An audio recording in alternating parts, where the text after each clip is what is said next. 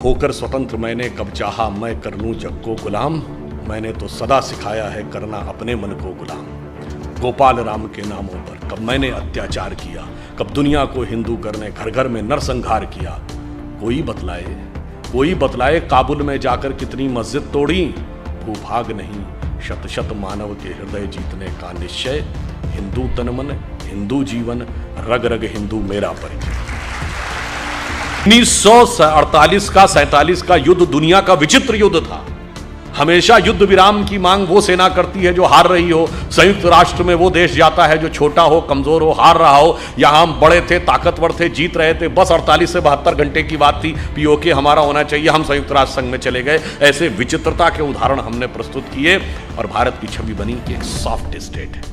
कोई भी आके हमें दबा सकता है, कोई भी आएगा और हमारे साथ किसी भी प्रकार की शरारत करके चला जाएगा और हम सिर्फ शांति के कबूतर उड़ाते रहेंगे। परंतु वो भूल गए कि हम जिस परंपरा के में विश्वास करते हैं, भारतीय परंपरा ये कहती है कि हम नाग पंचमी भी मनाते हैं, सांपों को दूध भी पिलाते हैं, तो नाग यज्ञ करने का सामर्थ्य भी रखते हैं जिसमें सारे नाग आकर आहुति। हम एकमात्र दल हैं जो स्वतंत्रता के बाद उत्पन्न हुए। विचार, प्रेरणा, वाणी, वेश, तत्व, दर्शन सब कुछ हमने इस स्वदेश से लिया और बढ़ते बढ़ते आज हम उस मुकाम तक पहुंचे कि भारत के सबसे बड़े और प्रमुख राजनीतिक दल बने। बहुत प्रश्न किया जाता है कि साहब आपका मात्र संगठन तो राष्ट्रीय स्वयंसेवक संघ है। हाँ, हम कहते हैं मात्र संगठन राष्ट्रीय स्वयंसेवक संघ है। हमारे अधिकांश नेता संघ से आए, अधिकांश नेता संघ के पदाधिकारी रहे, हमारे दोनों प्रधानमंत्री संघ के प्रचारक रहे। परंतु जो सवाल हमसे पूछते हैं, और संघ के संस्थापक डॉक्टर केशवराव बलिराम हेडगेवार थे, मैं प्रश्न पूछना चाहता हूं जो हमसे पूछते हैं कि आपका मात्र संगठन कौन, तो मैं पूछना चाहता हूं आपका मात्र संगठन कौन? कांग्रेस का संस्थापक कौन? एलन ऑक्टेवियम ह्यूम, ब्रिटिश सरकार का सेक्रेटरी। तो आपका तो मात्र संगठन ब्रिटिश सरकार हो गई। और बहुत से लोगों को नहीं ध्यान होगा कि कांग्रेस के पहले 4-5 अध्यक्षों के नाम बनाए तो एलन ऑक्टेवियम ह्यूम अध्यक्ष नहीं थे, वो संस्थापक थे। परंतु अल्फ्रेड रोब, जॉर्ज यूल, विलियम वैडनबर्न, ये सब जानते कौन है? ये कांग्रेस के प्रारंभिक अध्यक्षों के नाम हैं। और इतना ही नहीं, 1910 का वह वर्ष जिस वर्ष में वीर सावरकर को 2 जन्मों के काला पानी की सजा, 2 जन्मों के कारावास की सजा हुई, उस 1910 के वर्ष में कांग्रेस का अध्यक्ष William Wedderburn secretary government of India था। अब बताइए, आप ब्रिटिश हुक्मरान के हुक्म के नीचे पैरों के तले बैठकर स्वतंत्रता का आंदोलन लड़ रहे थे। इसलिए भाई, अपने मातृ संगठन, तुम्हारा मातृत्व भ्रातृत्व कहां था, यह देख लिया जाए तो दूध का दूध पानी का पानी हो जाता है। इसलिए जब हम यह बात कहते हैं कि इस देश में एक बड़ा परिवर्तन आया, तो आप देखिए जब स्वतंत्रता का अमृत महोत्सव आया 2022, तो एक और परिवर्तन है। इस समय भारत के सभी प्रमुख पदों पर विद्यमान लोग, राष्ट्रपति, प्रधानमंत्री, लोकसभा अध्यक्ष, राज्यसभा के उपसभापति और चाहे गृह मंत्री, रक्षा मंत्री, सभी स्वतंत्र भारत में पैदा हुए हैं।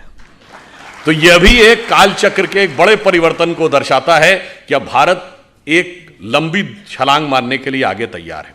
अब यह प्रश्न उठता है कि हम ये अगले 25 वर्ष में प्राप्त कैसे करेंगे? तो देखिए, इन 25 वर्षों में जो हमें आगे बढ़ना था, जैसा अभी पुष्यमित्र जी चर्चा कर रहे थे कि सुदर्शन जी ने कहा था कि भारत एक बड़े संक्रमण काल से गुजर रहा है, और उन्होंने कहा था वो 175 वर्ष का है, और वो 100 ये कहा था श्री अरविंदो ने। और श्री अरविंद का भी 15 अगस्त 2022 150 वर्ष पूरे हुए थे। श्री अरविंदो ने कहा था भारत एक महान परिवर्तन से गुजर रहा है जो 175 वर्ष का है, जिसका प्रारंभ स्वामी रामकृष्ण परमहंस के जन्म से हुआ। उनका जन्म 1836 में हुआ था, 175 साल 2011 में पूरे होते हैं। उन्होंने कहा था उसके बाद भारत का स्वर्णिम भविष्य दिखने लगेगा। अब कोई संदेह है कि 2011 के बाद क्या दिखना शुरू हुआ था? तो जो 21वीं सदी भारत की होगी, इसमें कोई संदेह नहीं है। भारत में किस विचार की होगी, यह संकेत भी 2011 के बाद यानी 2012 ऑनवर्ड्स मिलना शुरू हो गया था। तो जो महापुरुषों के वचन हैं वो व्यर्थ नहीं जाते हैं, हमें यह समझना चाहिए। इसीलिए देखिए, जब हम सत्ता में आए 2014 में, तो स्वतंत्रता की सार्थकता कहां से होनी थी। आज हम स्वतंत्र हैं, राज्य हमारा है, हमारे तंत्र में स्वतत्व कितना है। यह वही स्वतत्व है जिसके लिए लोकमान्य तिलक ने स्वराज्य कहा था। महात्मा गांधी ने 1909 में पुस्तक लिखी हिंद स्वराज, उसमें उन्होंने कहा कि अगर हम ब्रिटेन से मुक्ति चाहते हैं और खुद ब्रिटेन की नकल बनना चाहते हैं तो यह स्वराज नहीं हो सकता। यह स्वराज है क्या? तो उन्होंने यह कहा, स्वराज की पहली शर्त क्या, जब तक स्वतंत्रता की सार्थकता का आभास हर गरीब व्यक्ति के हाथ में न पहुंचे, तो कहते हैं ना, उगा सूर्य कैसा कहो मुक्ति का ये उजाला करोड़ों घरों में न पहुंचा। तो 15 अगस्त 2014 को जब प्रधानमंत्री श्री नरेंद्र मोदी जी ने अपना पहला वक्तव्य दिया तो क्या कहा, जन धन योजना। ये कैसे संभव था कि भारत महान भारत बनेगा, आधे से ज्यादा लोग 60% लोगों का बैंक अकाउंट ही नहीं होगा, वो अर्थव्यवस्था के हिस्से ही नहीं होंगे। फिर उन्होंने क्या कहा, स्वच्छ भारत अभियान। फिर उन्होंने क्या कहा, बेटी बचाओ बेटी पढ़ाओ। तो तमाम राजनीतिक पंडितों ने कहा ये स्वच्छता और बेटी बचाओ बेटी पढ़ाओ तो नॉन पॉलिटिकल इश्यूज हैं, इनका क्या मतलब है। इनका मतलब जानते हैं क्या था? मतलब यह था, जो परिवर्तन हुआ था 2014 में, वो सिर्फ सरकार बदलने के लिए नहीं हुआ था, वो विचार और मानसिकता को बदलने के लिए हुआ था। इसीलिए आपने देखा कि 2014 के बाद जब उन्होंने स्वच्छता की बात कही, पहली बात, ये तीनों विषय किससे संबंधित थे? ये किसी बड़े उद्योगपति या संपन्न वर्ग के लिए थे ना, तीनों गरीब के लिए थे। जन धन योजना यानी अकाउंट गरीब के लिए था, स्वच्छता का सबसे अधिक कुप्रभाव पड़ता था तो गरीब पे पड़ता था, और बेटी बचाओ का जो भी समस्या थी वो निर्धन वर्ग या निम्न मध्यम वर्ग या मध्यम वर्ग तक थी। तो आप देखिए परिवर्तन इतना आया कि 2014 से पहले जितनी आसानी से किसी के हाथ में कोई रैपर हो, कोई गुटखे का टुकड़ा हो, कुछ हो, बड़ी आसानी से लोग सड़क पे फेंक दिया करते थे। अब 8 साल में हमने देखा कि हमारे विचार में, सोच में बदलाव आया। अब कोई ऐसे नहीं फेंकता, हम देखते हैं कि कहां पर जाके कूड़ादान है वहां डालते हैं। बेटी बचाओ बेटी पढ़ाओ कहा गया तो कितना बड़ा परिवर्तन आया कि जो लिंग अनुपात था नवजात शिशुओं का, उसमें 29 पॉइंट की बढ़ोतरी हुई। और वह राज्य जो हरियाणा राजस्थान जैसे राज्य जहां सबसे खराब स्थिति थी, वहां स्थिति अब बहुत बेहतर हो गई। एक सोच में परिवर्तन आया। 46 करोड़ लोग फाइनेंशियल इंक्लूजन से जुड़े, जो विश्व का सबसे बड़ा फाइनेंशियल इंक्लूजन था। अगली जरूरत क्या होती है गरीब की? बीमारी। घबराता है कि अगर कभी बीमारी आ गई तो हजारों रुपए का खर्चा कहां से आएगा, तो आयुष्मान भारत योजना आई। अगली जरूरत क्या होती है? शिक्षा। तो इसलिए सर्व शिक्षा अभियान आया।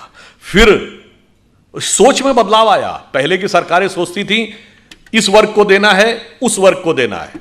हमने कहा जी सबको देना है। इसलिए हर गांव में बिजली, हर घर में नल का प्रक्रम चल रहा है, हर गांव में सड़क पहुंचाने का काम किया।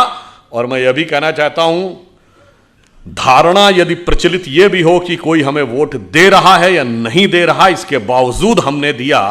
जिन वर्गों के बारे में धारणा थी कि वो हमें वोट नहीं देते, उनके भी 70% लोगों को सरकार की किसी न किसी योजना का लाभ मिला। यह हमारी ईमानदारी, राष्ट्र के विकास के प्रति हमारी निष्ठा का प्रमाण था। अब जब आप प्राथमिक सुविधाएं दे लेते हैं तब आगे बढ़ना चाहिए। आज के युग में अगर किसी को आगे बढ़ना है तो अगली रिक्वायरमेंट क्या है? सड़क, बिजली। देखिए 3 प्रकार के काम होते हैं जो हमारी सरकार ने किए। एक काम वो जो पिछली सरकारें भी कर रही थी, हमने भी किए। बिजली है, सड़क है, पानी है, हमने भी बनाया, पिछली सरकारें भी बना रही थी। हमने उनसे ज्यादा अच्छा बनाया, उनसे ज्यादा गति से बनाया, उनसे ज्यादा परिमाण में बनाया, बगैर किसी आरोप और घोटाले के बनाया, पूर्ण पारदर्शिता से बनाया। दूसरी कैटेगरी के वो काम होते हैं जो पिछली सरकारों ने सोचा मगर करने की हिम्मत नहीं कर पाई, जैसे जीएसटी, जैसे सर्जिकल स्ट्राइक। तीसरी कैटेगरी में वो काम आते हैं जो पिछली सरकारों की कल्पना में ही नहीं आए होंगे, हमने वह भी करके दिखाया। तो प्रधानमंत्री जी ने किस रूप में सोचा? जब हम लोगों की विचारधारा के हाथ में पूर्ण सत्ता आती है तो देखिए सोचते कैसे हैं। दीनदयाल जी का अंत्योदय साकार किया, सबको देके। चाहे अगर आप याद करिए उज्ज्वला योजना में उन सारी महिलाओं को जिनके के लिए धुएं के से निकलने वाले आंसू नियति बन गए थे, उनको उनसे मुक्ति दिलाई। और यह भी महत्वपूर्ण बात देखिए, 2014 में एक और परिवर्तन आया। इससे पहले लोग सरकारों से अपेक्षा करते थे हमें और चाहिए, हमें और चाहिए। पहली बार ऐसा हुआ शायद लाल बहादुर शास्त्री जी के बाद, जब प्रधानमंत्री जी ने कहा जो सक्षम है, समृद्ध हैं, संपन्न हैं, अगर हो सके तो सब्सिडी छोड़ दें और 1 करोड़ से अधिक लोगों ने छोड़ दिया। यह तब होता है जब नेतृत्व की नीयत पर विश्वास होता है। तो देखिए, पहला चरण यह था कि किस ढंग से पहले सबसे गरीब वर्ग को जीवन की मूलभूत आवश्यकताएं उपलब्ध कराई जाए। उसके बाद अगला चरण देश के आर्थिक विकास का मार्ग प्रशस्त किया जाए। इसलिए इस कैटेगरी में वो काम आए, जैसे मैंने बोला, जीएसटी। पिछली सरकार ने भी तो कोशिश की थी, नहीं हो पाए। पूरे देश को एक टैक्स लॉ के अंतर्गत लाना ताकि बिजनेस को ग्रो करने का एक बड़ा अवसर मिल सके। उसके बाद ये सारी चीजें बेमानी हैं यदि आप सुरक्षा देश की मजबूत ना कर सकें। अब हमने आपको बताया जो सर्जिकल स्ट्राइक थी, बहुत से पिछली सरकारों ने क्लेम किया जी हमने भी कहा था, हमने भी भाई किया था, तो क्यों नहीं हो पाया। और यह बात मैं प्रमाण के साथ बोलता हूं।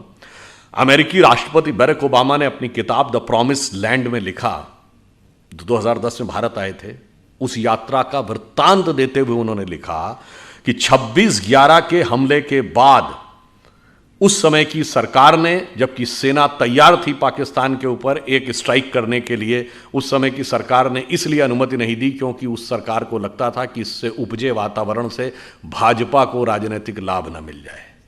यह आपकी हिम्मत नहीं थी, इसलिए नहीं कर पाए।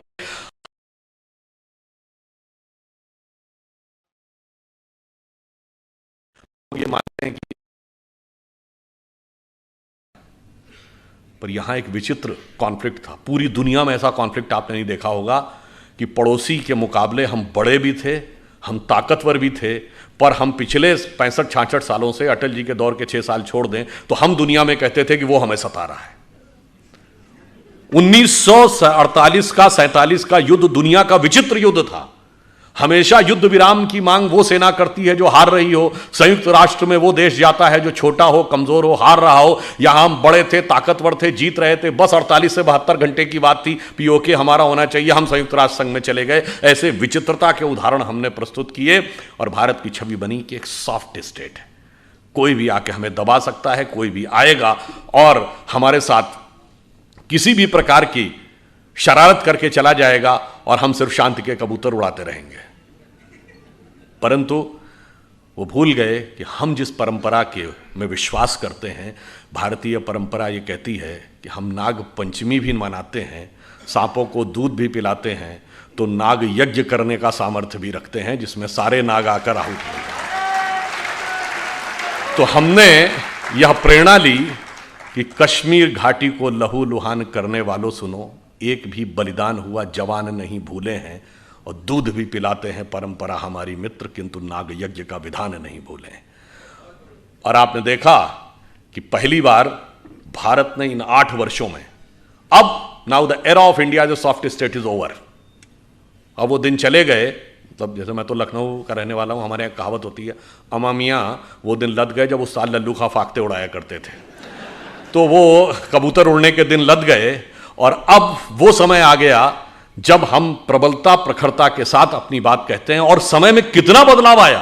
ये 8 वर्ष, 75 वर्ष के पहले 8 वर्ष हैं जब हमने पाकिस्तान से कोई ऑफिशियल बायलैटरल डायलॉग, औपचारिक द्विपक्षीय वार्ता नहीं की। और इसके बावजूद क्या हुआ, ये पहला मौका है।